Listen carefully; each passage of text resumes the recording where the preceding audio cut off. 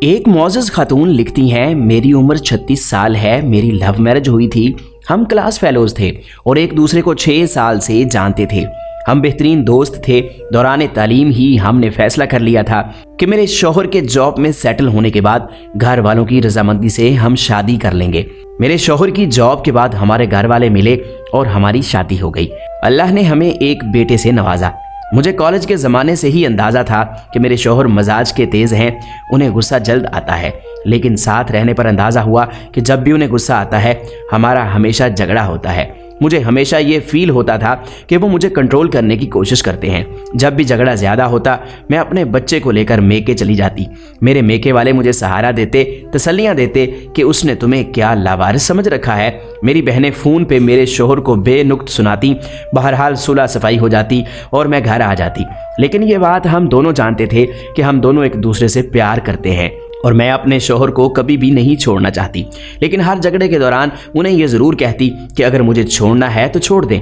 مجھے علم ہے کہ یہ سب میں صرف اپنی انا کو بلند رکھنے کے لیے کہتی تھی۔ ایک بار ہمارا جھگڑا اتنا بڑا کہ انہوں نے پہلی بار مجھ پہ ہاتھ اٹھایا اور گھر سے باہر نکال دیا۔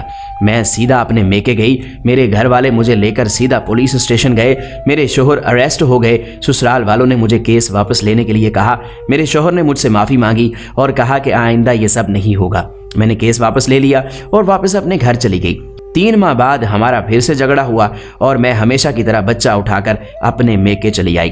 2 دن بعد مجھے خبر ملی کہ میرے شوہر ہسپتال میں ہیں۔ میرے گھر والوں نے مشورہ دیا کہ مجھے انہیں دیکھنے جانے کی کوئی ضرورت نہیں، بلکہ میری بہنوں کا کہنا تھا کہ یہ سب ڈرامہ ہے تمہیں ایموشنلی بلیک میل کرنے کے لیے۔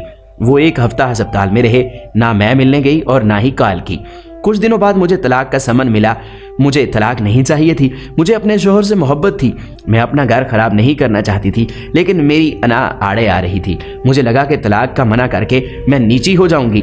میں نے انہیں کال کی کہ جب چاہیں طلاق لے لیں، میں بھی اس جہنم میں نہیں رہنا چاہتی۔ کورٹ میں ہمارا کیس آسانی سے نمٹ گیا۔ میرے شوہر نے میری ساری ڈیمانڈز، بچے کی کسٹڈی اور خرچہ دینا قبول کر لیا۔ ان کا کہنا تھا کہ وہ میری سب باتیں ماننے کے لیے تیار ہے، انہیں صرف طلاق چاہیے۔ اس طرح جولائی 2009 میں میری طلاق ہو گئی۔ میرے شوہر نے کچھ عرصے بعد دوسری شادی کر لی، ان کے بچے بھی ہو گئے، لیکن میرے بچے سے ملنے اکثر آتے ہیں، اس کی ہر ضرورت کا خیال رکھتے ہیں۔ بچے کا خرچہ مجھے پابندی سے ملتا ہے، بلکہ میرا گزارا بھی انہی پیسوں سے ہوتا ہے۔ میں اپنے بچے کے ساتھ میکے میں رہتی ہوں۔ میرے تمام بہن بھائی اپنی اپنی زندگی میں خوش ہیں۔ میری وہ بہنیں جو خود فون کر کے میرے شوہر کو باتیں سنایا کرتی تھیں، وہ اب مجھے مورد الزام ٹھہراتی ہیں۔